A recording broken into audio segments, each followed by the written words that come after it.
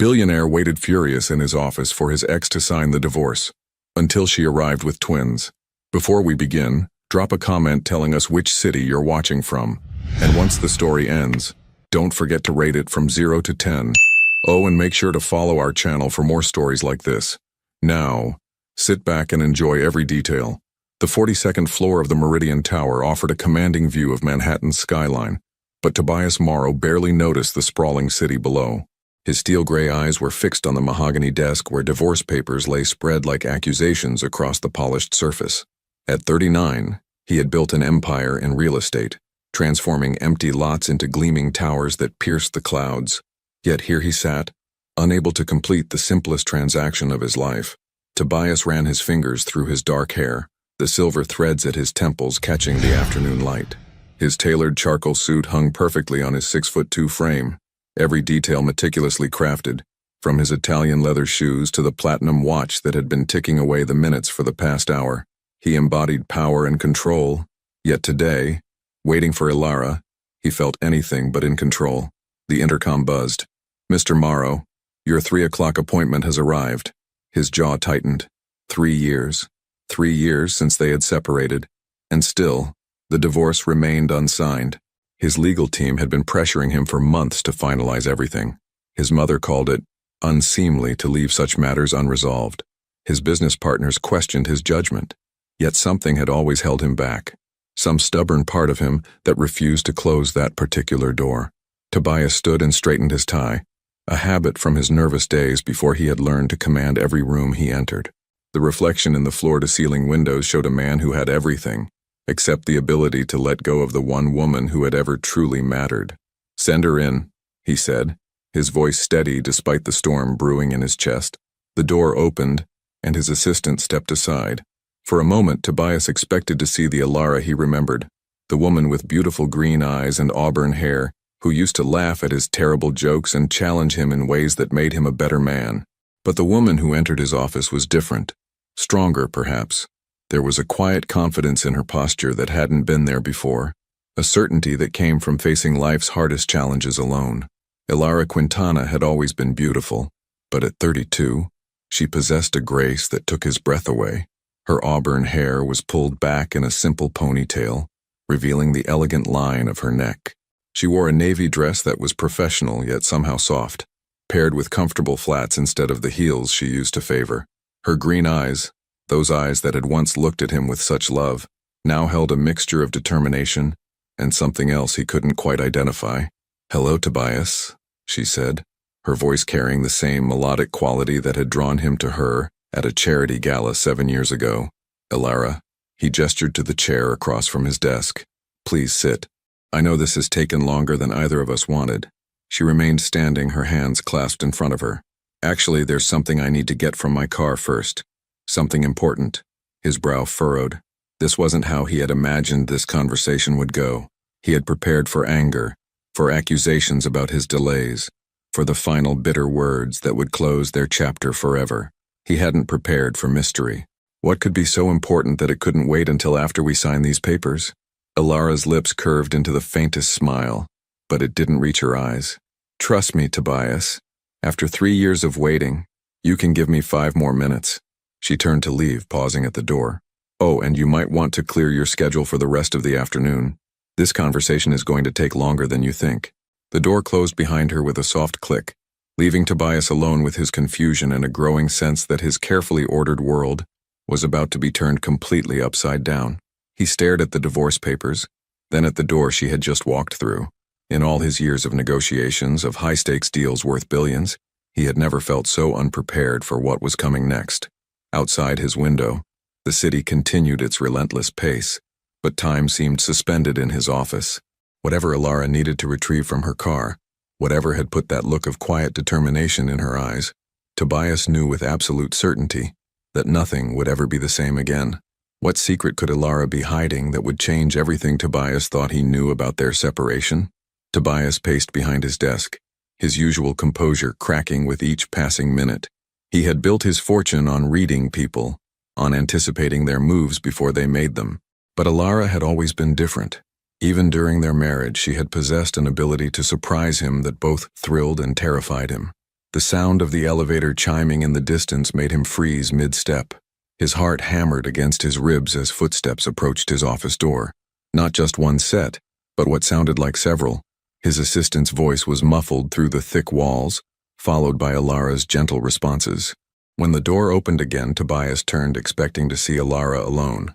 Instead, his world tilted on its axis. She stood in the doorway, no longer the composed woman who had left minutes earlier. Now she looked nervous, protective, as she maneuvered a double stroller into his pristine office. Two small faces peered up at him from beneath matching blue caps, faces that made his breath catch in his throat. The boys couldn't have been more than 2 or 3 years old, with dark hair that caught the light exactly like his own, and eyes that were unmistakably familiar. The one on the left had Alara's button nose, while the other possessed the strong jawline that Tobias saw in his mirror every morning. They were beautiful, perfect, and absolutely impossible. Alara. His voice came out strangled, barely above a whisper. What? Who are they? She closed the door behind her and moved the stroller closer, her hands trembling slightly as she knelt beside the children. Tobias, I'd like you to meet Oliver and Sebastian, your sons. The words hit him like a physical blow. He gripped the edge of his desk, his knuckles white against the dark wood. My sons? That's impossible. We separated 3 years ago, and they're obviously not. They're 2 years and 5 months old. Alara interrupted, her voice steady despite the tears threatening to spill from her eyes. I found out I was pregnant 2 weeks after you moved out. 2 weeks after you changed your phone number and had your assistant screen all my calls. Oliver, or was it Sebastian, began to fuss, and Alara immediately reached for him, lifting him from the stroller with practiced ease. The child settled against her shoulder, his tiny hand fisting in her hair. The gesture was so natural, so maternal, that it made Tobias's chest ache with a longing he didn't understand. I tried to tell you, she continued, her voice growing stronger. I called your office dozens of times, I sent emails, I even came here once, but security wouldn't let me up. You made it very clear that you wanted nothing to do with me. Tobias sank into his chair, his mind reeling. The timeline made sense. Horrifying, perfect sense. Their last fight had been about children. He had wanted to wait, to establish more security, to plan every detail. She had wanted to start trying, to embrace the beautiful uncertainty of parenthood. The argument had escalated until he had said things, cruel, final things that had driven her from their home. They were born premature, Alara said, adjusting Oliver in her arms while Sebastian remained in the stroller, watching his father with curious eyes. I spent 3 months in the NICU, wondering if they would survive, wondering if I should keep trying to reach a man who clearly didn't want to be found.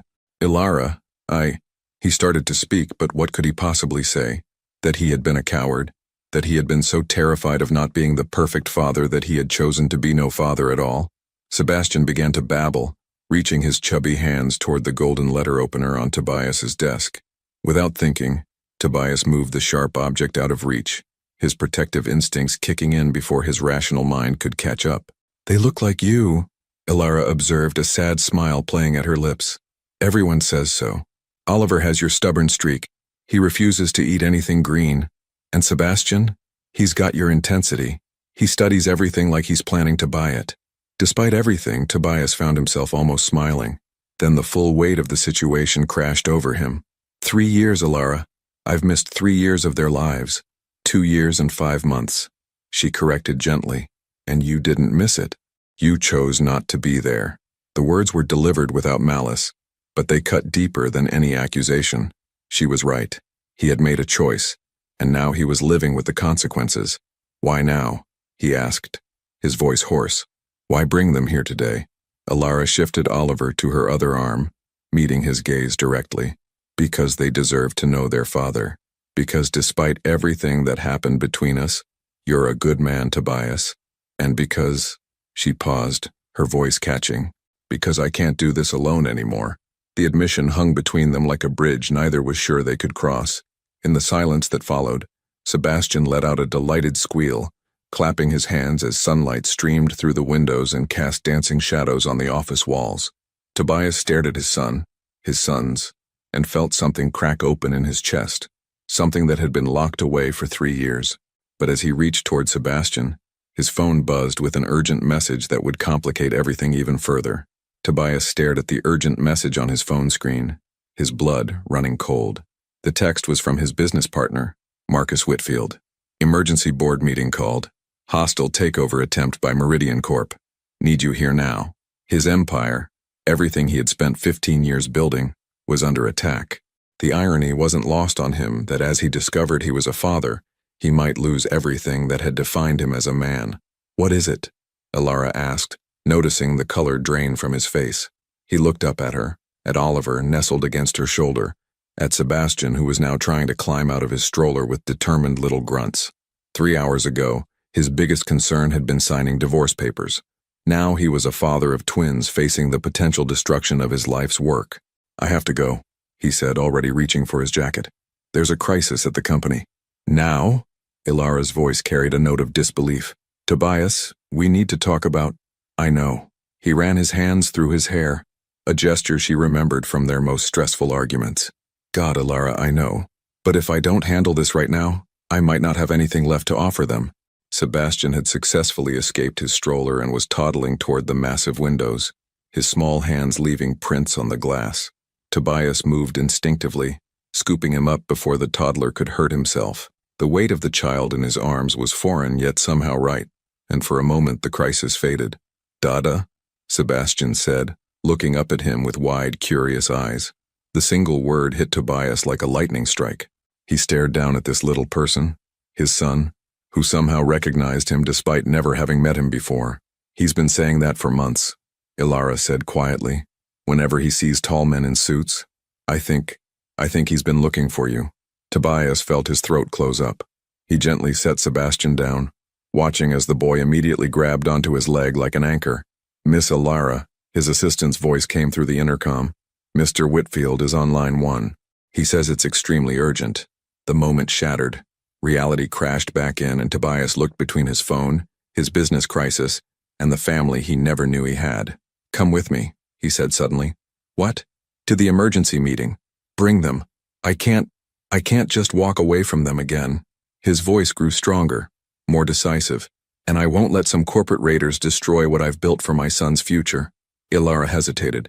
Tobias, a board meeting isn't exactly toddler-friendly, and Oliver gets cranky when he misses his nap.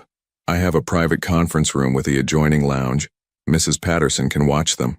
He was already moving, his mind shifting into the strategic mode that had made him billions. Please, Ilara, I need you there. Something in his voice must have convinced her because she nodded and began gathering the diaper bag she had brought. Okay, but if this goes badly, it won't, he said with the confidence of a man who had never lost a fight that mattered. I've never had anything worth fighting for like this before. 30 minutes later, they were in the elevator descending to the executive conference room. Oliver had fallen asleep in his stroller, but Sebastian was wide awake, fascinated by the numbers changing on the elevator display. Tell me about the takeover, Ilara said, smoothing Oliver's dark hair. Meridian Corp. They've been buying up our smaller competitors and consolidating the market. I always knew they'd come for us eventually. His jaw tightened. What I didn't expect was for them to find investors willing to back a hostile bid. How bad is it? He looked at her, remembering how she had always been his soundboard during their marriage, the one person who could cut through his ego and help him see clearly. If they succeed, I lose controlling interest in my own company. Everything I've built, every project, every vision, it all becomes theirs to reshape or destroy. The elevator dinged, and the doors opened to reveal the executive floor in chaos. Assistants hurried between offices with stacks of documents. Lawyers huddled in intense conversations, and through the glass walls of the main conference room, Tobias could see the emergency board meeting already in session. Mr. Morrow, his head of security, approached. The board members are getting impatient. Mr. Whitfield has been trying to stall, but I'm here now, Tobias said, his voice cutting through the noise. He turned to Ilara. Mrs. Patterson will take you and the boys to the executive lounge. There are toys there from when board members bring their grandchildren. Ilara caught his arm as he started to leave. Tobias, he turned back to her. Fight for what matters, she said simply. He looked down at Sebastian, who was reaching for him, and at Oliver, still sleeping peacefully. Then he looked at Ilara, the woman he had loved and lost, who had carried his children alone while he hid behind walls of pride and fear. I intend to, he said. As he walked toward the conference room where his enemies waited, Tobias Morrow felt something he hadn't experienced in years. He was fighting not just for himself but for the future of the family. He was just beginning to understand he couldn't live without. But the sight that greeted him through the conference room glass made his steps falter. Sitting at his own boardroom table was someone he never expected to see again, someone whose presence changed everything. Through the glass walls of the conference room, Tobias saw a face that made his blood turn to ice.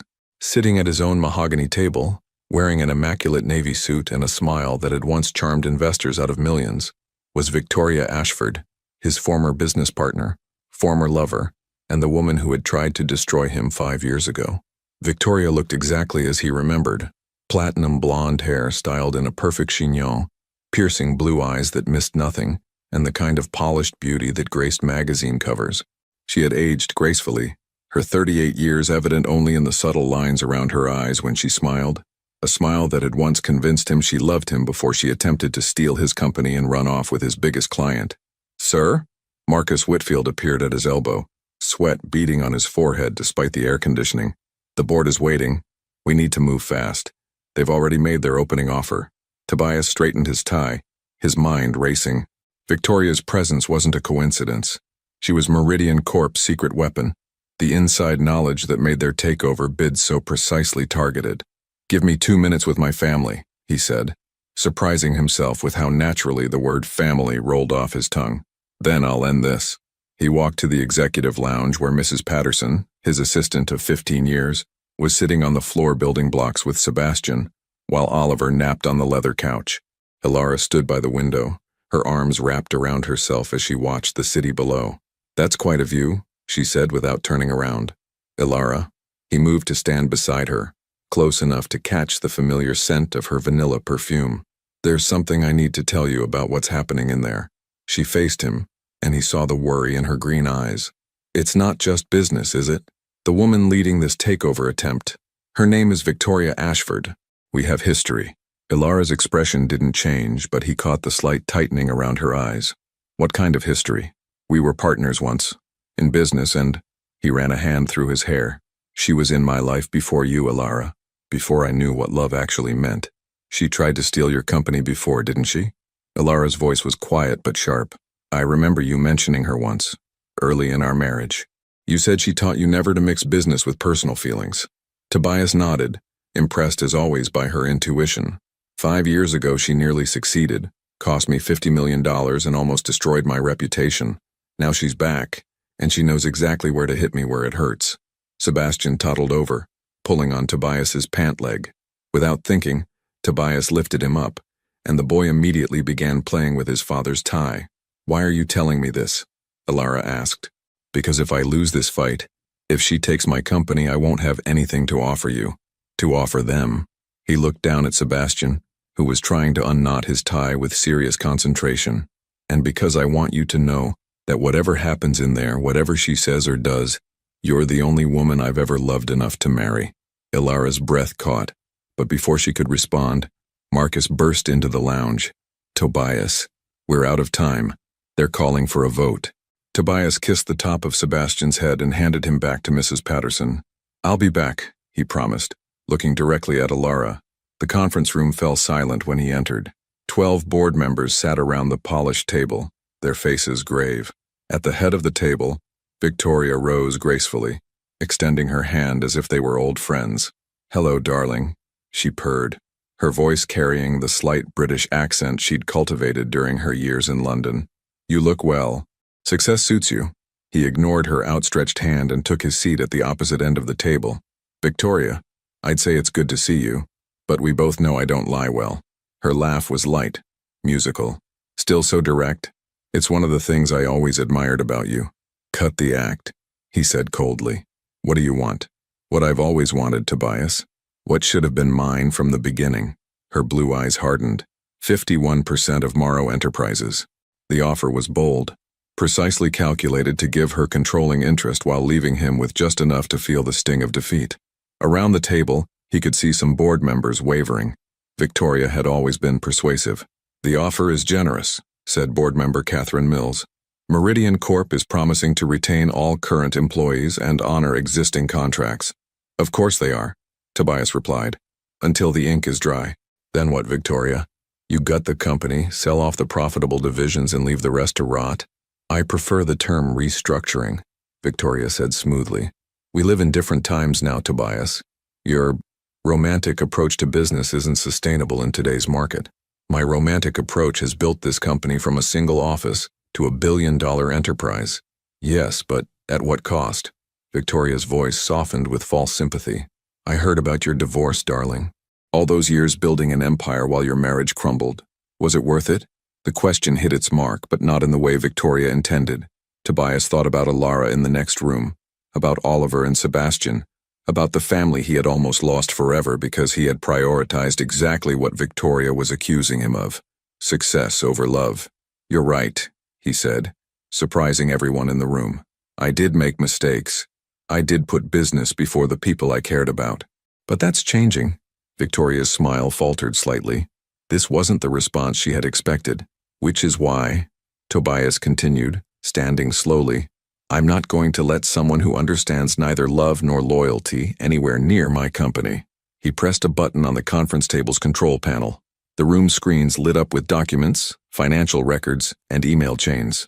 Ladies and gentlemen, meet the real Victoria Ashford, the woman who embezzled $3 million from Ashford Holdings before fleeing to Europe. The woman who's been systematically buying Morrow Enterprises stock through shell companies for the past 18 months. And the woman who's been feeding inside information to our competitors. Victoria's face went white as the evidence mounted on the screens around them. How did you, she began, get this information? Tobias smiled coldly. I've had investigators watching you since the moment you set foot back in New York 6 months ago. Did you really think I'd forget what you were capable of? The room erupted in murmurs as board members studied the evidence. Victoria's carefully constructed facade began to crumble, but as security moved to escort her from the building, Victoria stood and delivered one final blow that changed everything. Congratulations on winning this battle, darling. But you might want to ask your lovely ex-wife why she really came to see you today, because I know something about dear Alara that you don't. Victoria's words hung in the air like poison, and Tobias felt the ground shift beneath his feet.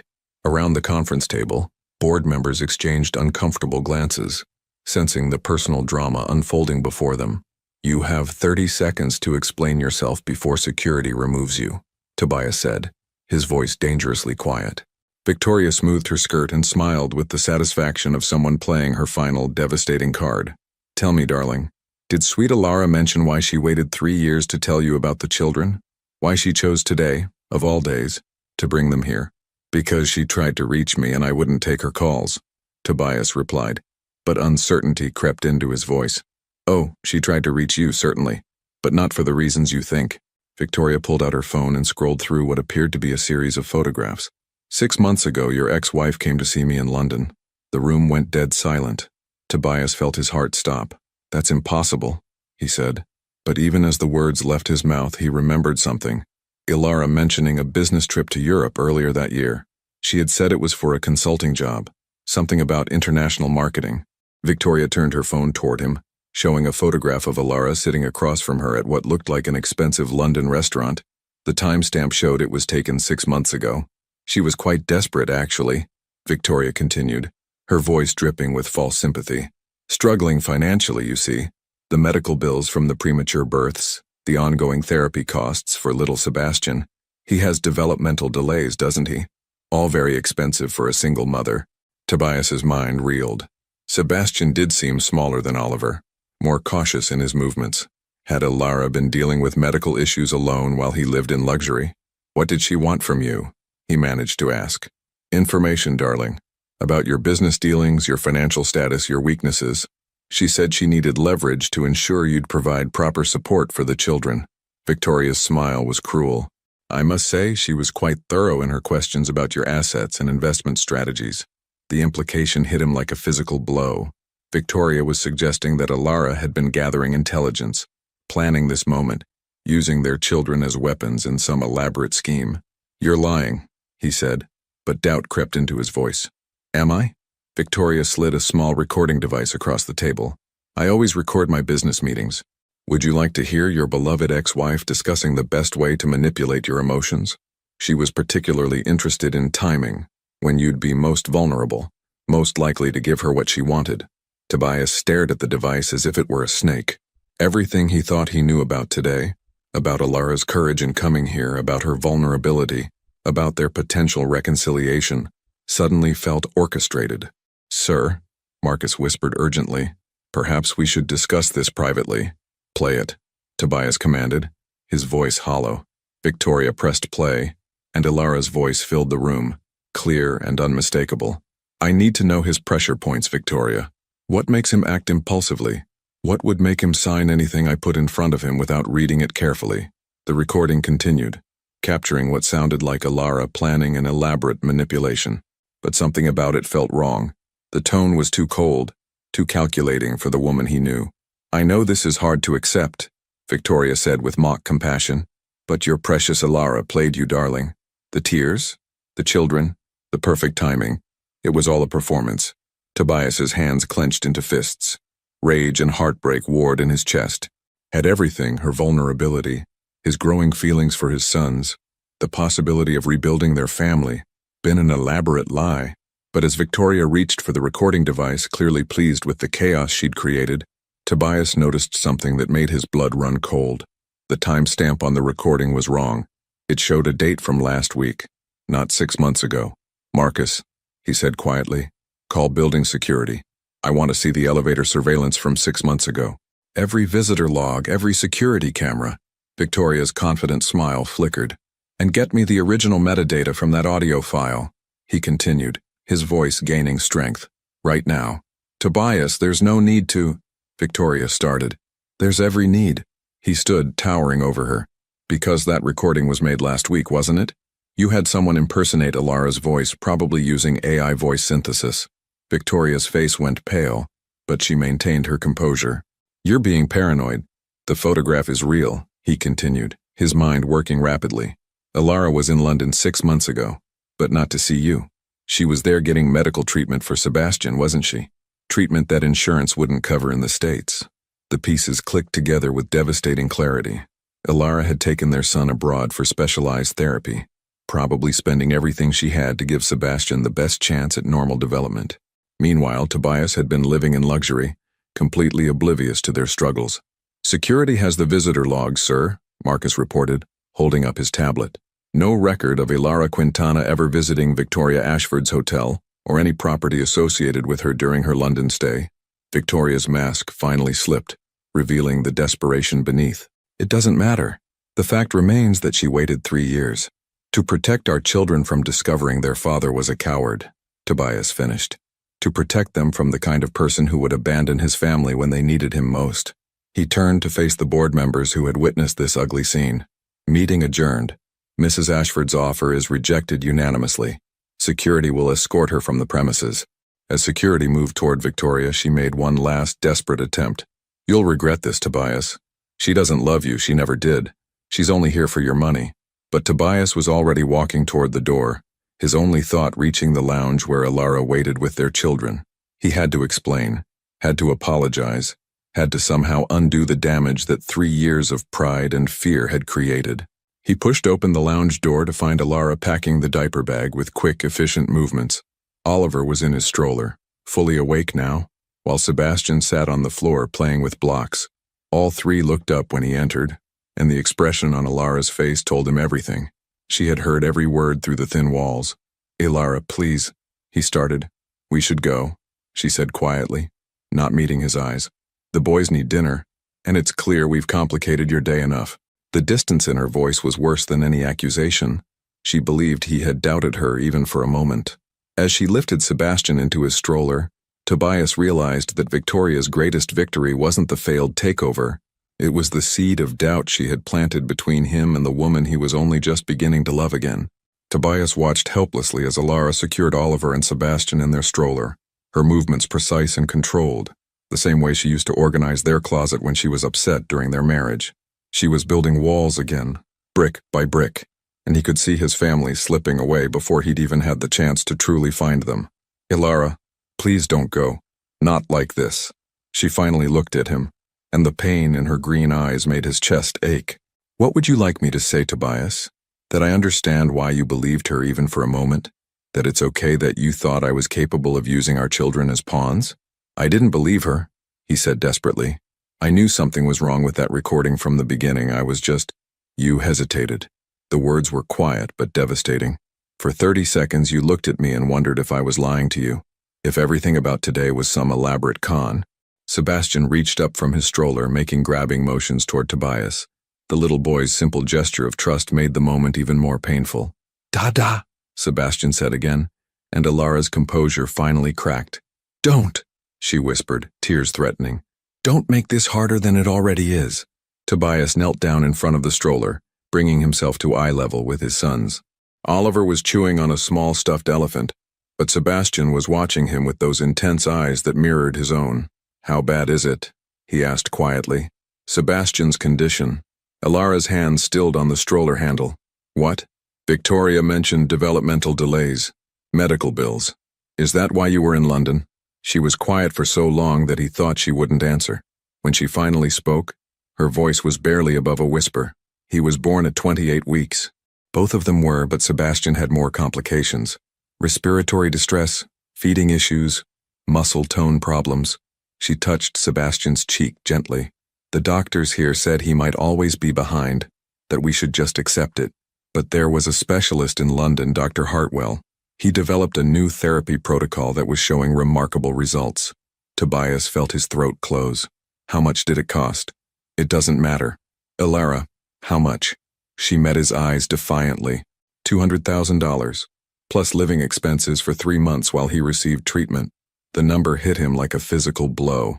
While he had been buying handmade Italian suits and vintage wines, she had been selling everything she owned to save their son. "My grandmother's jewelry," she continued, her voice stronger now, as if confessing the truth was liberating. "The car.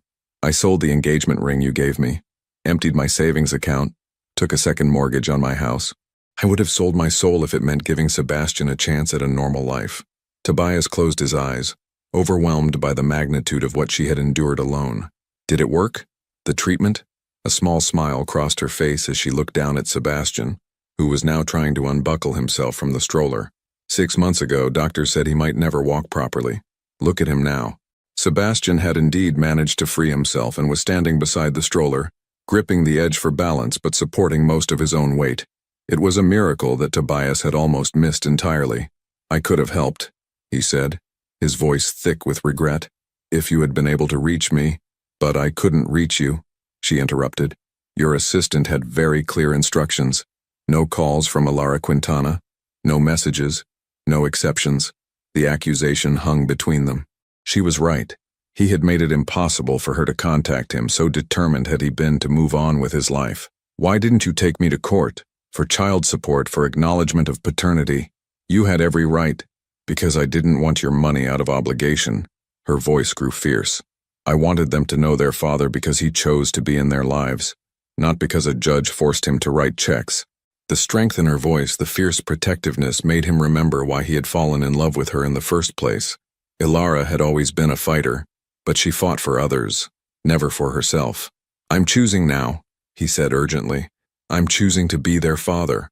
I'm choosing to be in their lives. I'm choosing you." She shook her head, tears finally spilling over. "It's not that simple, Tobias. You can't just decide to be a family because it's convenient now. They need stability, not a father who's going to disappear the moment things get difficult." "I won't disappear. How can I believe that?" The question was raw, desperate. "You disappeared from our marriage when things got hard. You disappeared when I needed you most. What makes this time different?" Before he could answer, Sebastian toddled toward him, stumbling slightly but determined. Without thinking, Tobias reached out to steady him, and the little boy grabbed his hand with surprising strength. "Different," Sebastian said clearly, looking up at his father. It was the first word other than "Dada" that Tobias had heard him say, and the timing was so perfect, so impossibly meaningful, that all 3 adults froze. "Did he just—" Tobias began. "That's his newest word," Ilara said, wonder creeping into her voice despite everything. "He's been saying it all week whenever something changes. Different toy, different food, different place." Tobias looked down at Sebastian, who was still gripping his hand and smiling up at him with complete trust. In that moment, he understood what his son was trying to tell him. This was different. Everything about this moment, this second chance, this family, It was all different from the man he used to be. "You're right," he said, meeting Ilara's eyes. "I can't prove that I've changed with words, but let me show you. Let me prove that I'm different now."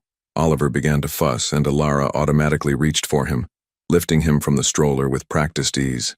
The sight of her with both boys, managing everything alone as she had for 3 years, made Tobias's chest ache with admiration and regret.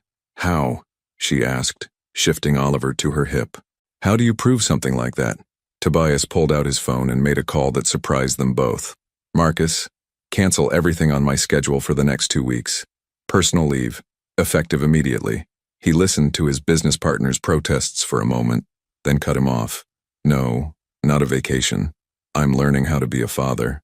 He hung up and looked at Ilara, who was staring at him in shock. "2 weeks," he said. "Give me 2 weeks to show you that I'm not the same man who walked away from our marriage. Let me help with Sebastian's therapy, with Oliver's doctor appointments, with bedtime stories and diaper changes and all the things I should have been doing from the beginning." Ilara was quiet for a long time, studying his face as if trying to read his soul. Finally she spoke. "My apartment only has 2 bedrooms. It took him a moment to realize what she was saying. Not yes, but not no either. It was the beginning of a negotiation, the first step toward something that might eventually become trust. But before he could respond, Sebastian tugged on his hand and pointed toward the window, where the afternoon sun was setting over the city. "Home?" the little boy asked, looking between his parents with hopeful eyes. The question hung in the air, loaded with possibility and pain, hope and fear. Home, such a simple concept, yet so complex when it involved 3 years of separation, 2 children who barely knew their father, and 2 adults who were afraid to trust their hearts again.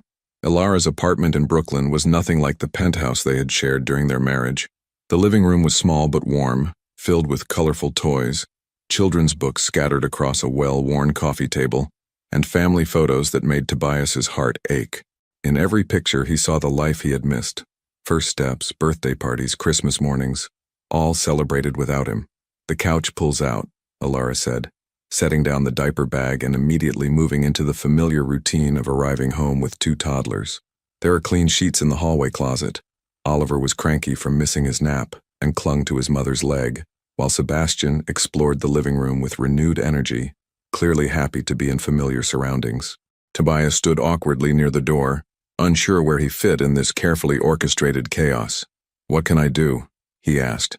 Ilara paused in unpacking snacks from the diaper bag. "Sebastian needs his afternoon medication. It's in the kitchen, the blue bottle. 1 teaspoon with juice." The simple task felt monumental. Tobias had negotiated billion-dollar deals, but measuring medicine for his son seemed infinitely more important and terrifying. In the small kitchen he found the blue bottle and read the label carefully. Sebastian Quintana Morrow for muscle tone support. The hyphenated name hit him like a revelation. Even without his presence, even without his acknowledgement, Ilara had given their sons his name. "She kept your name," he whispered to himself, then louder. "Ilara, why did you give them my name?" From the living room, her voice carried a note of exhaustion. "Because they deserved to know who their father was even if he didn't want to know them." The words stung, but they also revealed something beautiful. Despite everything, despite his abandonment, she had still believed in the possibility that he might one day want to be their father. He returned to the living room with Sebastian's medicine, but the little boy was nowhere to be seen. Panic flashed through him. "Where's Sebastian?" "Probably in his room," Ilara said calmly, settling Oliver on the couch with a sippy cup. "He likes to play with his trains when he gets home." Tobias found Sebastian's room at the end of the hallway. It was painted pale blue with glow-in-the-dark stars on the ceiling, and an elaborate train set covering most of the floor. Sebastian sat in the middle of it all, carefully arranging the cars in a specific order. "Sebastian," Tobias called softly. "Medicine time." The little boy looked up and smiled, but when Tobias approached with the spoon, Sebastian shook his head vigorously and backed away. "No thank you," he said politely, using what was clearly a phrase Ilara had taught him. Tobias knelt down, remembering how he used to negotiate with difficult clients. "What if we make a deal? Medicine first, then we play trains?" Sebastian considered this, tilting his head in a gesture that was pure Tobias. "You play trains with me? I'd love to play trains with you." After the medicine was administered, With minimal fuss, once Sebastian realized his father was serious about the train playing, Tobias found himself sprawled on the floor, learning the complex rules of Sebastian's train world. Each car had a name, a specific job, and a preferred place in the lineup. "This is Thomas," Sebastian explained, holding up the blue engine. "He's the leader. And this is Percy. He's little, but brave." "Like you," Tobias said without thinking. Sebastian beamed at the comparison, and something warm settled in Tobias's chest. For the first time in 3 years, he felt like he was exactly where he belonged. An hour later, Ilara appeared in the doorway. "Dinner's ready," she announced, but she stopped when she saw them together. Sebastian curled against Tobias's side, both of them focused on building an elaborate bridge for the trains. "He usually doesn't warm up to people this quickly," she said quietly. Tobias looked down at Sebastian, who was now dozing against his shoulder. "Maybe he recognizes something. Or maybe," Ilara said, her voice softer than it had been all day. "He's just been waiting for his dad." Dinner was a chaotic affair. Oliver threw more food than he ate. Sebastian insisted on feeding himself and ended up wearing more pasta sauce than consuming it, and both boys seemed to have endless energy despite their earlier naps. Tobias watched in amazement as Ilara handled it all with patient efficiency, cleaning faces, refilling cups, cutting food into safe sizes, all while maintaining a conversation about trains and dinosaurs, and whether clouds had feelings. "How do you do this every day?" he asked as she wiped Oliver's hands for the 3rd time. "You adapt," she said simply. "You learn that perfection isn't the goal. Survival is." After dinner, it was bath time, and Tobias discovered that 2 wet toddlers in a small bathtub created more chaos than he had ever imagined possible. Sebastian loved the water and wanted to stay in forever, while Oliver was ready to get out the moment he was clean. Managing both their needs simultaneously required a level of multitasking that made running a corporation seem simple. "Don't let Sebastian drink the bathwater," Ilara called from the hallway where she was gathering pajamas. "He thinks it's hilarious, but it's not exactly sanitary." Too late. Sebastian had already taken a gulp and was grinning at his father with mischievous delight. "Sebastian," Tobias said sternly, but he couldn't keep the smile out of his voice. "Bathwater is not for drinking. Tastes like bubbles," Sebastian replied, completely unrepentant. By the time both boys were clean, dressed in pajamas, and settled for bedtime stories, Tobias was exhausted in a way he had never experienced. Physical tiredness from his morning workouts was nothing compared to the mental and emotional energy required to care for 2 small children. "Are you having second thoughts?" Ilara asked as they stood in the hallway between the boys' rooms. He looked at her, really looked at her. Her hair was escaping from its ponytail. There was a mysterious stain on her shirt, probably from Oliver's dinner, and she looked as tired as he felt. But there was also something peaceful about her, a contentment that he remembered from their early marriage. "No," he said firmly. "I'm having first thoughts. Real thoughts about what it means to be a father, what it means to be a family." From Sebastian's room came a small voice. "Daddy, story." It was the first time Sebastian had called him Daddy instead of Dada, and the progression felt significant, earned. "I'll read to Sebastian if you want to put Oliver down," Tobias offered. Ilara nodded, and for a moment their hands brushed as they passed in the hallway. The simple contact sent warmth through him, a reminder of all the casual intimacies they had shared during their marriage. Small touches, brief kisses, the comfort of simply being near each other. Sebastian's chosen book was about a little train that could, and as Tobias read about the engine's determination to climb the mountain, he couldn't help but see parallels to their situation. The little train that said, I think I can, until he finally reached the top of the mountain and declared triumphantly, I thought I could. Can we climb mountains, Daddy?" Sebastian asked sleepily. "We can climb anything together," Tobias promised, tucking the blanket around his son's small frame. When he emerged from Sebastian's room, he found Ilara in the living room folding laundry with the mechanical precision of someone who had done this task thousands of times. "Oliver went down easy?" He was exhausted. They both were. She glanced up at him. "How was story time?" "Perfect," he said, and meant it. They worked in comfortable silence for a few minutes, Tobias helping match tiny socks and fold miniature shirts. The domestic scene felt both foreign and familiar, like remembering a language he had once known fluently. "Ilara," he said finally, "I need to ask you something, and I need you to be honest with me." She tensed slightly. "Okay. When you were struggling, with the medical bills, with everything, Did you ever hate me? She was quiet for so long that he thought she wasn't going to answer. When she finally spoke, her voice was thoughtful rather than angry. I tried to. It would have been easier to hate you than to keep loving someone who wasn't there. She folded one of Sebastian's shirts with careful precision. But I couldn't hate the father of my children. I couldn't hate the man who gave me the two best things in my life. The simple honesty of her answer humbled him. She had every right to hate him, every reason to want revenge for his abandonment. Instead, she had protected his relationship with their children, even when he didn't deserve it. I don't know how to make up for 3 years, he said quietly. You don't, she replied. You can't change the past, but you can choose what happens next. Before he could respond, a cry came from Oliver's room. Not distressed, but not quite settled either. Ilara started to get up, but Tobias touched her arm gently. Let me try, he said. She hesitated, then nodded. He likes his back rubbed in slow circles, and sometimes he needs his stuffed elephant repositioned. Tobias found Oliver standing in his crib, tears streaming down his face. When he saw his father, he reached up with both arms, a gesture of trust that made Tobias's throat tight with emotion. It's okay, buddy, Tobias murmured, lifting him up. Daddy's here. As he rubbed Oliver's back and swayed gently, the little boy gradually relaxed, his breathing evening out. By the time Tobias laid him back down, Oliver was nearly asleep, clutching his elephant and watching his father with drowsy contentment. When Tobias returned to the living room, he found Ilara watching him with an unreadable expression. What? He asked. You're good at this, she said softly. Better than I expected. I have good teachers, he replied, gesturing toward the boys' rooms. But as they prepared the couch for him and said their careful goodnights, Tobias couldn't shake the feeling that he was being tested, not just by Ilara, but by circumstances beyond their control. Being a father for one evening was different from being a father for a lifetime. As he lay on the pull-out couch listening to the unfamiliar sounds of a family home at night, the hum of the refrigerator, the occasional murmur from one of the boys' rooms, the soft sound of Ilara moving around in her bedroom, Tobias realized that everything he thought he wanted from life had been wrong. But just as he was beginning to believe that maybe, just maybe, they could rebuild what they had lost, his phone buzzed with a message that threatened to destroy everything they had started to build.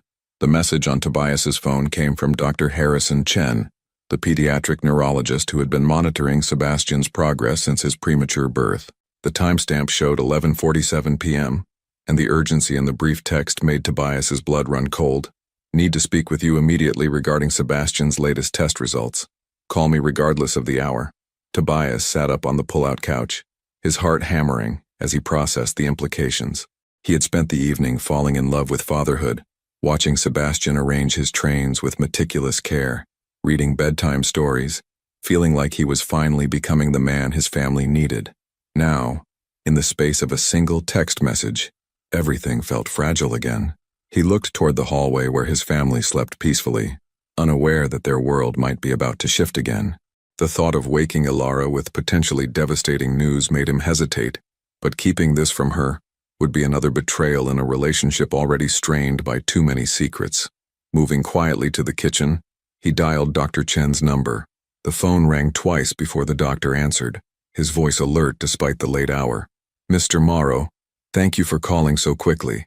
What's wrong with Sebastian? Tobias asked, dispensing with pleasantries. The test results, how bad is it? There was a pause that lasted an eternity. I need to be very clear about something first. When did Ilara tell you about Sebastian's condition? The question confused him. Today. She mentioned the premature birth, the developmental delays, the treatment in London. And did she tell you about the latest MRI results from last week? No. A chill ran down Tobias's spine. Should she have? Dr. Chen's sigh was audible through the phone. Mr. Morrow, I sent those results to Ilara 5 days ago. The scans show something we've been monitoring since Sebastian's birth, a small but significant abnormality in his brain development that could affect his motor skills and cognitive function as he grows. Tobias gripped the phone tighter. What kind of abnormality? Paraventricular leukomalacia. It's a form of brain injury that sometimes occurs in premature babies. The good news is that Sebastian's case is mild, and with continued therapy his prognosis is quite positive. The concerning news is that he'll need specialized treatment for the next several years, possibly including surgery when he's older. The words hit Tobias like physical blows. Surgery, years of treatment, his little boy, who had just learned to climb mountains in bedtime stories, facing challenges that no child should have to endure. What does this mean for his future? He managed to ask. With proper care, Sebastian can live a relatively normal life. He may always be slightly delayed in some areas, but many children with similar conditions go on to have successful, fulfilling lives.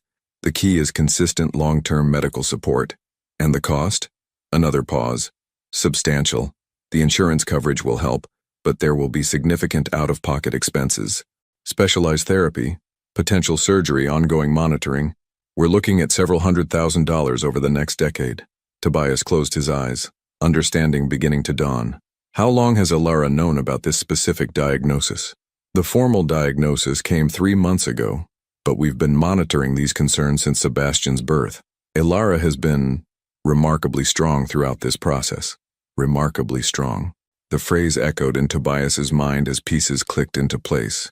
Alara's hesitation today, her concern about his commitment, her insistence that the children needed stability. She hadn't just been protecting them from potential disappointment.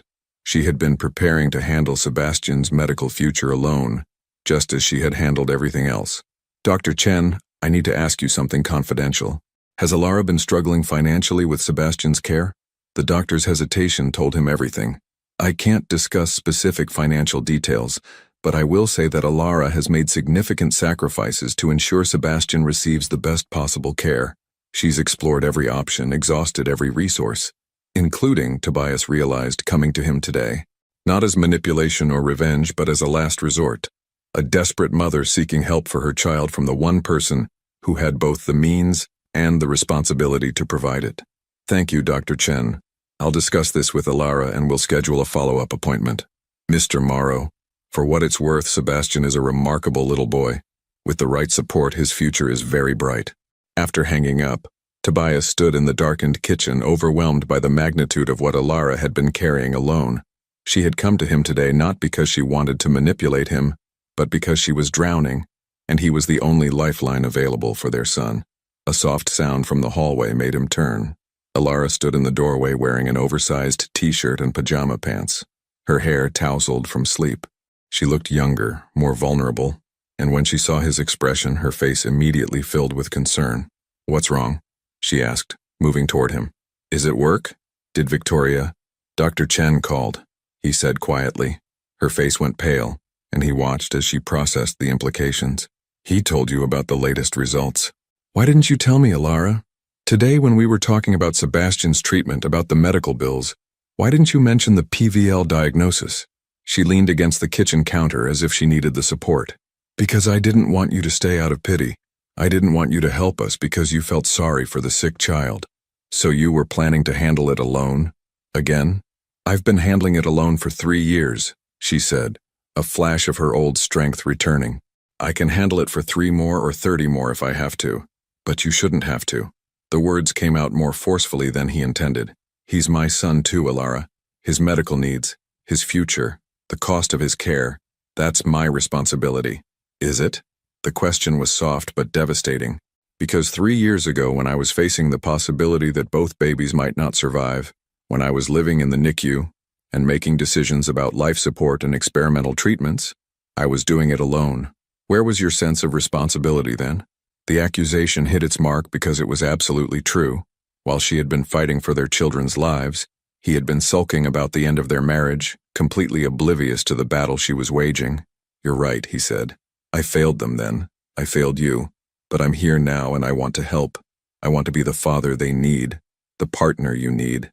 For how long? The question came out broken, desperate. Until the medical bills get overwhelming? Until Sebastian needs surgery and therapy consumes our entire lives? Until being a father becomes inconvenient for your business schedule? Before he could answer, a small voice called from the hallway. Mommy? Daddy? They both turned to see Sebastian standing in the doorway, his hair sticking up in impossible directions, clutching his stuffed train to his chest. He looked between his parents with sleepy confusion. What's wrong? He asked, his young voice carrying a wisdom that broke Tobias's heart. Alara immediately moved to him, kneeling down to his level. Nothing's wrong, baby. Mommy and Daddy were just talking. You look sad. Sebastian observed, reaching up to touch his mother's cheek.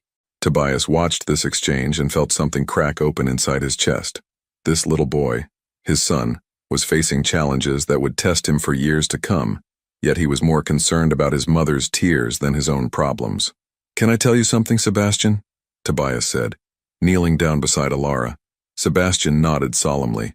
"Sometimes grown-ups have big feelings, just like you do, and sometimes we need to talk about important things that affect our family.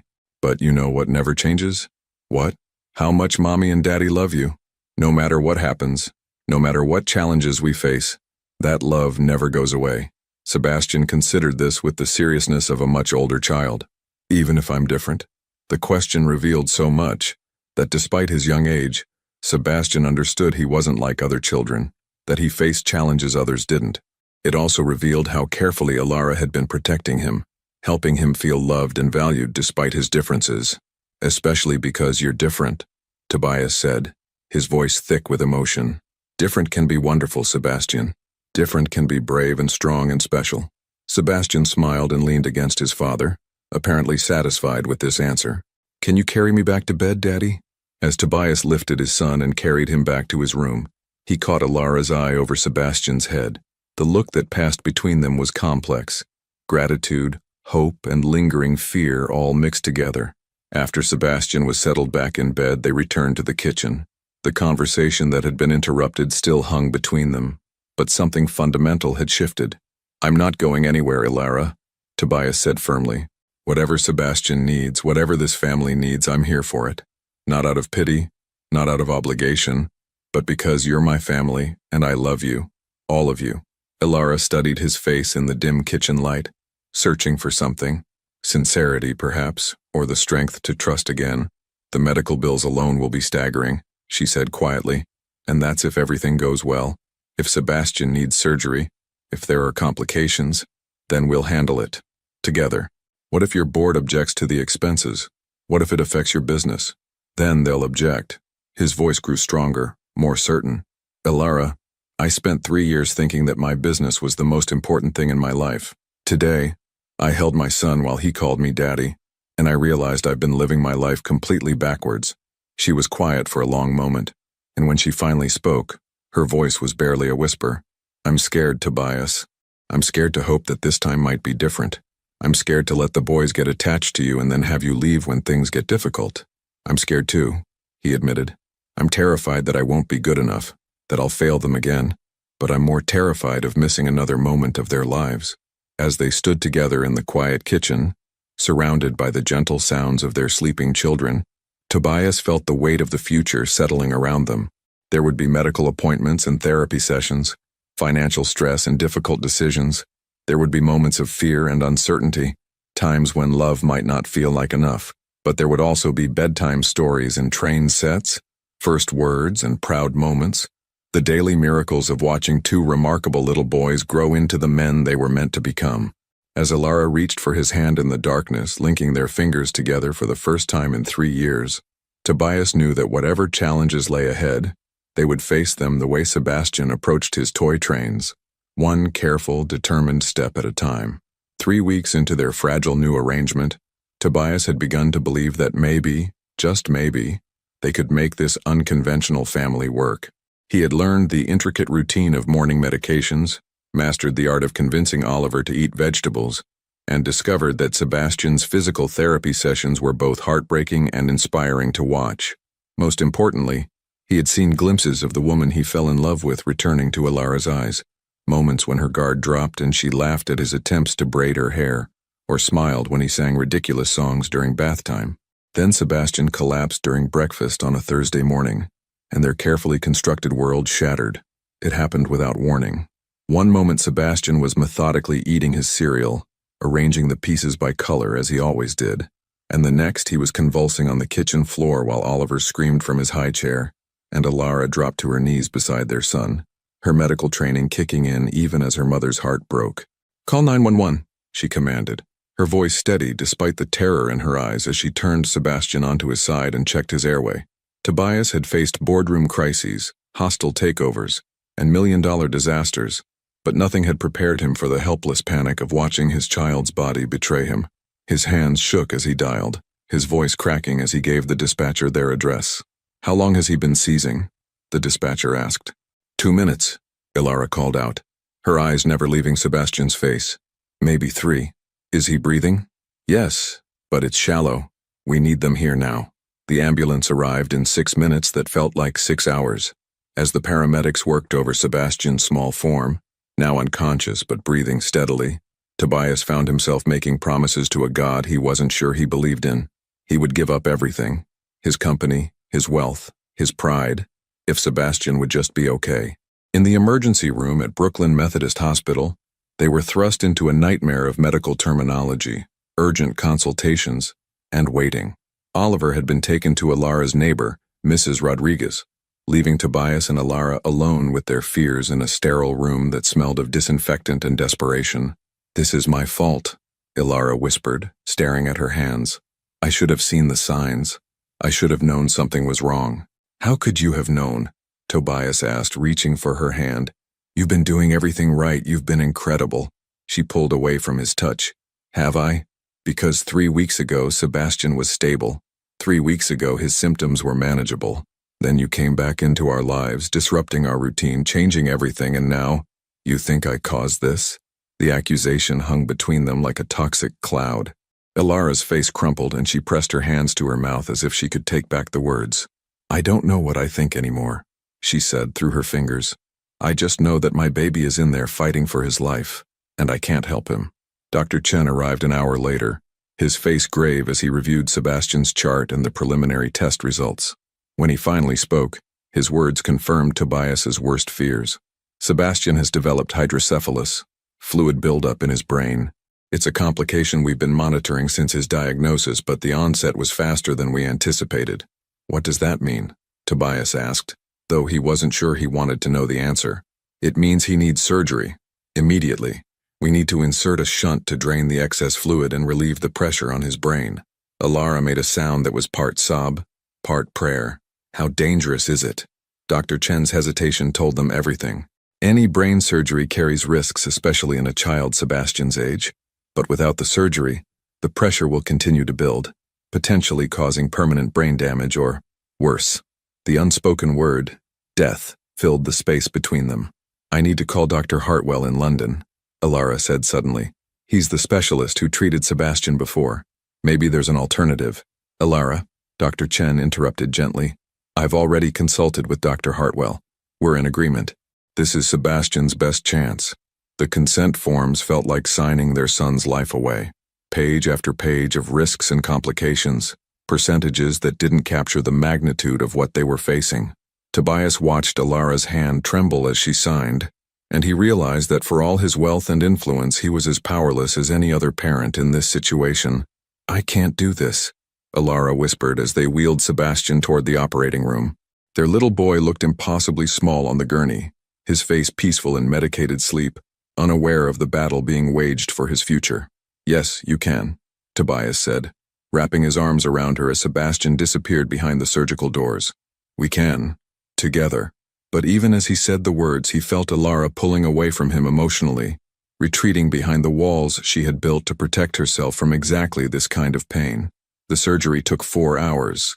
4 hours of pacing the waiting room, drinking terrible coffee, and pretending to read magazines while their minds raced with worst-case scenarios.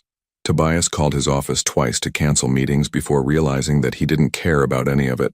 His entire world was in an operating room fighting for life. "I keep thinking about all the things I didn't do," Ilara said during the 3rd hour. "All the bedtime stories I was too tired to read, all the times I was impatient with him for taking too long to put on his shoes." "You're an amazing mother," Tobias said firmly. "Sebastian knows how much you love him. Do I love him enough?" The question came out broken, desperate, because sometimes when I'm dealing with all the therapy appointments and medications and sleepless nights, sometimes I wonder what our lives would have been like if he'd been born healthy. And then I hate myself for even thinking that. Tobias felt his throat close up. He had wondered the same thing, not about loving Sebastian less, but about the complexity of loving a child whose needs were so much greater than those of typical children. The guilt that came with that wondering was crushing. "That doesn't make you a bad mother," he said. "That makes you human." When Dr. Chen finally emerged from the surgical suite, Still in his scrubs, his expression was carefully neutral. Tobias and Ilara stood simultaneously, bracing themselves for news that would either save or destroy them. "The surgery went well," he said, and Ilara's knees buckled with relief. Tobias caught her, holding her steady as Dr. Chen continued. "We've successfully placed the shunt, and the initial pressure readings are very encouraging. Sebastian's brain function appears to be unaffected. Can we see him?" Ilara asked, tears streaming down her face. "He's in recovery now. He'll be sedated for several more hours, but yes, you can see him shortly." As they followed a nurse down the hallway toward the pediatric ICU, Tobias felt a strange mixture of relief and foreboding. Sebastian had survived the immediate crisis, but the future remained uncertain. More surgeries might be necessary. The shunt could malfunction. Their son would face challenges for the rest of his life.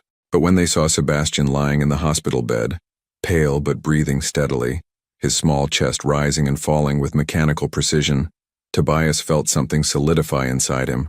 This was his son, his family. Whatever came next, whatever challenges they faced, he would be here for all of it. "I want to stay with him tonight," Ilara said, settling into the chair beside Sebastian's bed. "We'll both stay," Tobias corrected. She looked at him with eyes that held a mixture of gratitude and something else. Fear, perhaps, or resignation. "Tobias, I need to tell you something." The serious tone of her voice made his stomach clench. "What is it?" "Before Sebastian's surgery, I called a lawyer. I started the process to have you legally recognized as the boy's father, to establish formal custody arrangements and child support." The words hit him like a physical blow. "Why?" "Because if something had happened to Sebastian today, if he hadn't survived the surgery, I wanted to make sure Oliver would have his father. I wanted to make sure there were legal protections in place, that you couldn't just walk away again when things got difficult." Tobias stared at her, processing the implications. Even in the midst of the crisis, even while facing the possibility of losing one child, she had been thinking about protecting the other. The depth of her strength and foresight humbled him. "And if I had said no? If I had refused to sign the papers?" Ilara's smile was sad, knowing. "Then I would have known that everything these past 3 weeks was just you playing house until the novelty wore off." The accusation stung because 3 weeks ago it might have been true. 3 weeks ago he might have been attracted to the idea of family without fully understanding the weight of responsibility that came with it. "I'll sign whatever papers you need," he said. "But not because you're forcing me to. Because Sebastian is my son and Oliver is my son and you are." He paused, searching for words that could capture the complexity of what she meant to him. "You are the strongest, most remarkable woman I've ever known, and I'm grateful that you're willing to let me be part of this family." As they sat vigil beside their son's hospital bed, watching machines monitor his vital signs and waiting for him to wake up, Tobias realized that this was what love really meant. Not the grand gestures or passionate declarations, but the quiet commitment to show up for the hard days, to hold each other's fears, to choose each other again and again, even when everything felt uncertain. When Sebastian's eyes finally fluttered open 12 hours later, the first word he spoke was barely a whisper. "Daddy?" And Tobias knew with absolute certainty that no boardroom victory, no business triumph, no amount of wealth could ever compare to the simple miracle of being there to answer, "I'm here, buddy. Daddy's here." 6 months after Sebastian's surgery, Tobias stood in the conference room of Morrow Enterprises, facing the most important decision of his life. But this time it wasn't about mergers or acquisitions. It was about choosing between the empire he had built and the family he couldn't imagine living without. The emergency board meeting had been called by his investors, led by his former mentor, Charles Whitmore, whose weathered face showed disappointment as he slid a folder across the mahogany table. "These are Sebastian's medical expenses for the past 6 months, Charles said gravely. $1.2 million, Tobias. And according to Dr. Chen's projections, we're looking at another 2 to 3 million over the next 5 years. Around the table, board members shifted uncomfortably. These were men and women who had supported Tobias through every business challenge. But the personal had become very public when Sebastian's surgery had required emergency funds from the company's medical benefits program. "Your personal obligations are affecting the company's bottom line," added board member Margaret Foster, her voice not unkind but firm. "The shareholders are beginning to ask questions." Tobias remained standing, his hands clasped behind his back as he studied the faces around the table. People who had been colleagues, friends, allies. Now they were looking at him as if he had become a liability. "What are you asking me to do?" he said quietly. Charles opened another folder. We're prepared to offer you a generous buyout package. You keep your personal assets, your investment portfolio, enough to ensure comfortable lives for your family. But you step down as CEO and sell your controlling interest in the company. You're forcing me out. We're offering you a choice. Margaret corrected. Continue down this path, bankrupting yourself and potentially the company for one child's medical needs, or accept that sometimes love means making practical decisions. The words hit him like a physical blow. Practical decisions. 6 months ago he might have agreed with them. 6 months ago he might have seen Sebastian's medical needs as a burden rather than simply part of loving his son. I need time to consider this, he said. You have until tomorrow morning, Charles replied. The vote is scheduled for 9 a.m. Tobias left the building in a daze. As his driver navigated the familiar streets toward Brooklyn, he thought about the man he had been when this all started. Someone who measured worth in stock prices and quarterly reports, who believed that success meant accumulation and control. He found Alara at Sebastian's physical therapy session, watching their son work with determination that made Tobias's chest tight with pride. 6 months post-surgery, Sebastian was exceeding every expectation. He walked with barely noticeable hesitation. His speech had improved dramatically, and his cognitive development was progressing beautifully. The little boy who had once struggled to climb stairs now navigated the therapy equipment with confidence. Look, Daddy, Sebastian called out, successfully completing a balance exercise that had been impossible just months before. I did it. You sure did, buddy, Tobias said, scooping him up for a hug. Over Sebastian's head, he met Alara's eyes and saw the question there. She could read his mood like she always had.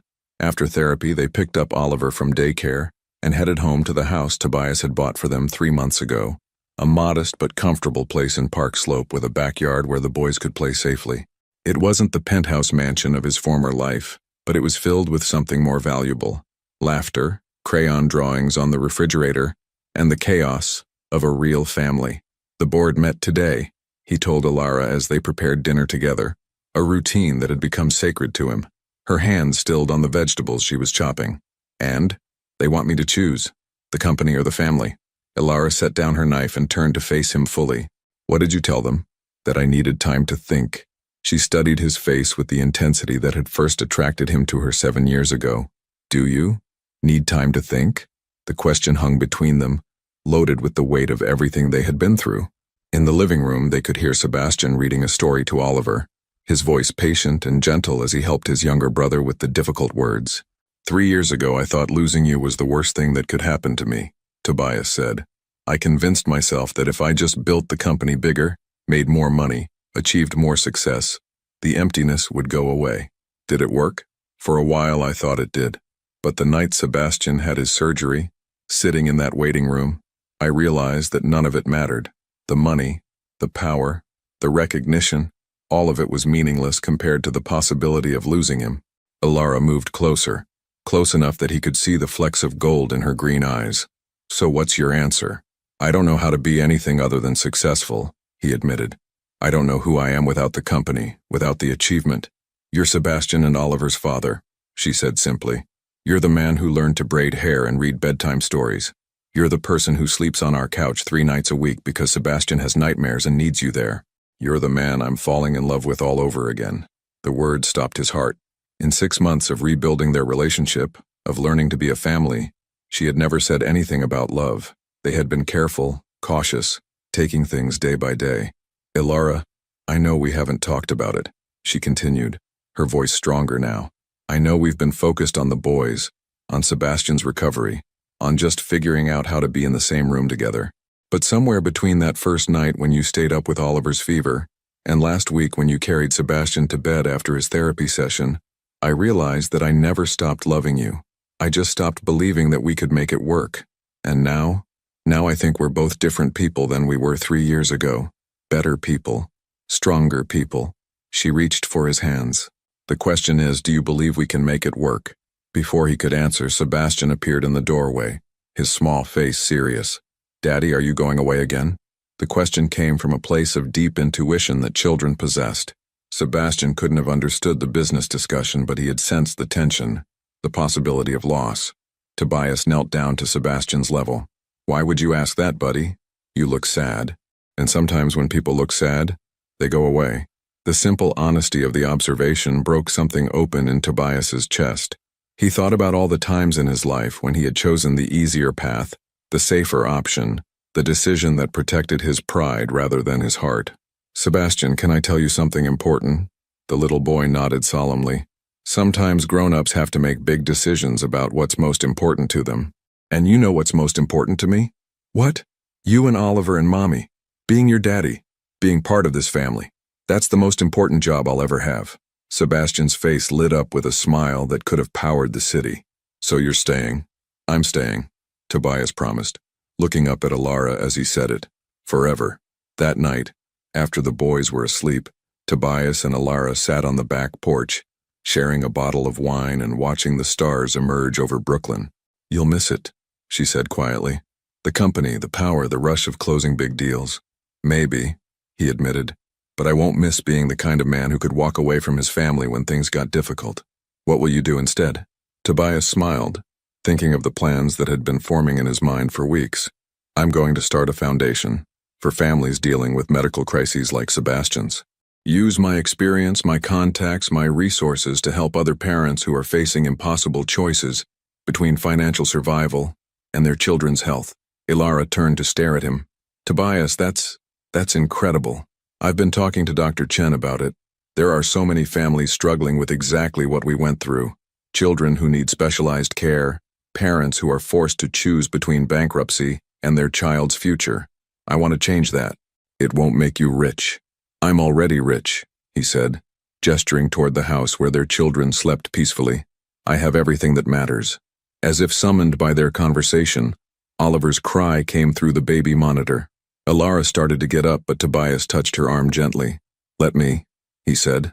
In Oliver's room, he found his younger son standing in his crib, tears streaming down his face from a bad dream. The moment Oliver saw his father, he reached up with both arms, seeking comfort. "It's okay, buddy," Tobias murmured, lifting him up. "Daddy's here." As he rocked Oliver back to sleep, Tobias thought about the board meeting tomorrow, about the choice he would have to announce. It should have been difficult, should have required agonizing consideration of pros and cons. Instead, it was the easiest decision he had ever made. The next morning, wearing a simple suit instead of his usual designer attire, Tobias walked into the Morrow Enterprises conference room for the last time as CEO. The board members were already assembled, their faces expectant and slightly sympathetic, as if they knew what his decision would be. "Gentlemen, ladies," he began, standing at the head of the table where he had presided over countless meetings, "I want to thank you for everything we've accomplished together. This company has been my life for 15 years. Charles nodded approvingly, clearly expecting resignation.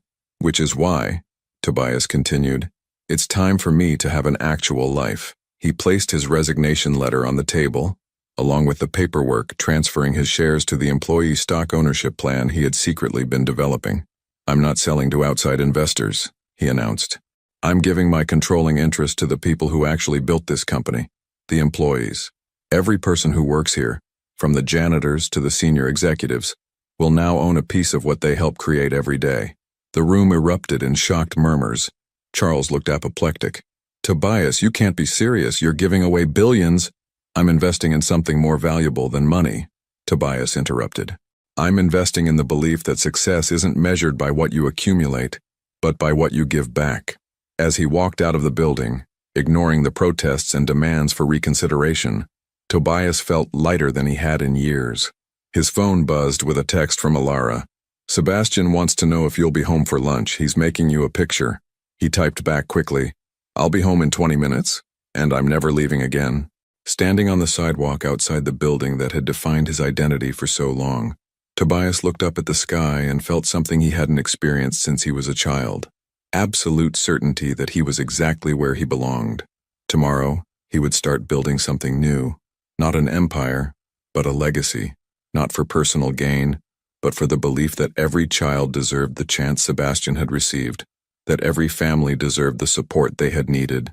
But today he was going home to have lunch with his sons and the woman he loved, and that was the only success that mattered. 2 years later, the morning sun streamed through the kitchen windows of the Morrow family home in Park Slope, illuminating the cheerful chaos that had become Tobias's favorite part of every day. Sebastian, now 4.5, sat at the breakfast table methodically arranging his cereal by color while explaining to his younger brother the importance of proper organization. "See, Oliver, the red ones go here because they're like fire trucks, and fire trucks are brave," Sebastian said with the serious tone of a much older child. Oliver, who had just turned 4 and possessed the boundless energy of a tiny tornado, was more interested in seeing how many pieces of cereal he could fit in his mouth at once. His cheeks bulged comically as he grinned at his father, who was attempting to braid their sister's hair at the kitchen counter. "Hold still, princess," Tobias murmured to 6-month-old Isabella, whose dark hair was finally long enough for tiny ponytails. She gurgled happily, reaching for his face with chubby fingers that had recently discovered the joy of grabbing everything within reach. "You're getting better at that," Alara observed, entering the kitchen in her scrubs. 2 years of rebuilding their relationship had led to remarriage 8 months ago, and 6 months later, they had welcomed Isabella, a surprise that had filled their home with even more joy and even less sleep. "I've had excellent teachers," Tobias replied, securing the tiny elastic with the concentration of a man performing surgery. "Sebastian showed me the YouTube tutorial." "YouTube tutorial?" Ilara laughed, the sound filling the kitchen with warmth. "Since when do you watch hair tutorials?" "Since I realized that being a father means learning things I never thought I'd need to know," he said, successfully completing Isabella's first official ponytail. "Last week it was how to get Play-Doh out of carpet. This week it's hair accessories for babies." Sebastian looked up from his cereal arrangement. "Next week, Daddy's going to learn how to braid friendship bracelets for my school project." "Is he now?" Ilara asked, kissing the top of Sebastian's head. "I volunteered," Tobias said solemnly. Apparently fathers who can braid are very impressive to 4-year-olds. The easy banter between them was something Tobias never took for granted. 2 years ago, they had been strangers learning to trust each other again. Now they moved through their morning routine with the synchronized efficiency of a couple who had chosen each other daily, through sleepless nights and medical appointments, through toddler tantrums and the profound joy of watching their children thrive. Sebastian's recovery had exceeded every medical expectation. The little boy who had once struggled with basic motor skills now rode a bicycle, played soccer with modified rules, and attended mainstream preschool where his teachers described him as remarkably resilient and kind. The shunt was still there, would always be there, but it had become simply part of who Sebastian was rather than a limitation defining his life. "I have to leave for the hospital in 10 minutes, Ilara said, refilling her coffee cup. "Mrs. Rodriguez will be here at 8 to watch Isabella, and the boys' pickup is at 3:30. "I'll get them," Tobias said automatically. The foundation board meeting was moved to tomorrow. 2 years after walking away from Morrow Enterprises, the Sebastian Morrow Foundation for Pediatric Medical Support had become Tobias's greatest professional achievement. What had started as a personal mission to help families facing medical crises had grown into a national organization that had already assisted over 3,000 children and their families. The foundation provided emergency financial assistance, connected families with specialized care, and advocated for policy changes that made healthcare more accessible for children with complex medical needs. "How's the new family in Boston?" Ilara asked, referencing the case that had been keeping Tobias up at night recently. 7-year-old girl with a rare genetic condition. The parents have been told she needs experimental treatment that insurance won't cover. Sound familiar? His voice carried the weight of memory, but also the determination that had driven him for 2 years. "What's the foundation covering?" "Everything. Treatment, travel expenses, lodging for the family during the 6-month protocol. Dr. Hartwell in London is consulting on the case." Ilara paused in packing her lunch, looking at him with the expression that still made his heart skip beats. "You know what I love most about what you do now?" "What?" "You're not just changing one family's life. You're changing how the system works for everyone." It was true. The foundation's advocacy work had already led to changes in insurance coverage requirements in 12 states. Tobias had testified before Congress twice, sharing Sebastian's story and arguing for legislative changes that would prevent families from facing impossible choices between financial ruin and their children's health. "Speaking of changing lives," Tobias said, settling Isabella in her high chair and handing her a soft toy, "I got a call yesterday from Marcus." "Marcus from your old company?" "The employee stock ownership plan has made everyone millionaires. Turns out that when people own the company they work for, they're incredibly motivated to make it successful." Ilara smiled.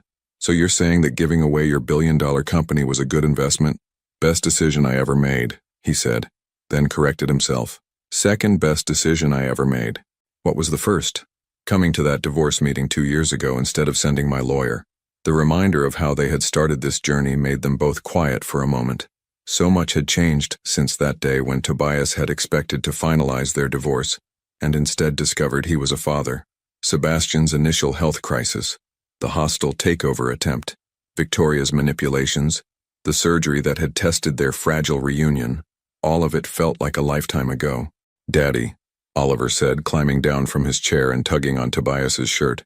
"Can you come to show and tell today? I want to show my friends my daddy." The simple request made Tobias's throat tight with emotion. Oliver, who had no memory of life before his father's return, took for granted what had once seemed impossible. A dad who was present, involved, available for the small moments that mattered most. "What time is show and tell, buddy?" "After lunchtime, Mrs. Peterson says I can bring something special to share with the class." "And you want to bring me?" Oliver nodded enthusiastically. "Because you're the most special thing I have." Ilara pressed her hand to her mouth, her eyes filling with tears. Even after 2 years, moments like these could overwhelm them with gratitude for what they had found together. "I'll be there," Tobias promised, lifting Oliver up for a hug. "I wouldn't miss it." As Ilara prepared to leave for her shift at Brooklyn Methodist, where she had returned to nursing after taking time off during Sebastian's recovery, she paused to watch her family. Tobias was now feeding Isabella while simultaneously helping Sebastian sound out words from his favorite book and listening to Oliver's elaborate plans for show and tell. The scene was chaotic and beautiful, exactly the kind of life she had dreamed of during those long, lonely years as a single mother. "I love you," she said, kissing Tobias goodbye with the same intensity she had felt as a newlywed, but with the deeper appreciation that came from nearly losing it all. "I love you too," he replied. "All of you. Always." After Ilara left for work, Tobias settled into the morning routine that had become sacred to him. Sebastian's physical therapy exercises in the living room, during which Oliver tried to copy every movement. Isabella's tummy time on a blanket, while both boys provided commentary on her progress. The careful administration of Sebastian's medications, now reduced to just 2 daily doses that barely registered as an inconvenience. At 10 o'clock, his phone rang with a call that had become routine but never lost its significance. "Good morning. This is Dr. Chen's office calling with Sebastian's quarterly appointment reminder." "Thank you," Tobias said. "We'll see you next Wednesday at 2 o'clock. "And Mr. Morrow, Dr. Chen asked me to tell you that Sebastian's latest scans continue to show excellent progression. The shunt is functioning perfectly, and his developmental markers are all within normal ranges." Each positive report felt like a small miracle. 2 years ago, they had been told to prepare for a lifetime of challenges. Today, Sebastian was thriving in ways that defied every dire prediction. That afternoon at Oliver's preschool show and tell, Tobias sat in a tiny chair surrounded by curious 4-year-olds as his son proudly introduced him to the class. "This is my daddy," Oliver announced with the confidence of someone presenting a priceless treasure. He used to have a really big building with his name on it, but now he helps sick kids get better, and he makes the best pancakes in the whole world, and he never goes away even when things are hard. The teacher, Mrs. Peterson, smiled as the other children asked questions about Tobias's work with the foundation. He found himself explaining, in preschool appropriate terms, how sometimes families needed help when their children were sick, and how grown-ups could work together to make sure no child had to go without the care they needed. "So you're like a superhero?" asked a little girl named Emma. "No," Oliver corrected seriously. "He's better than a superhero. He's a daddy."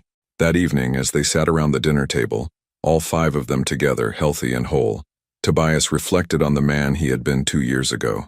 That version of himself would have found this life impossibly small, would have felt suffocated by the routine of family dinners and bedtime stories and weekend trips to the park.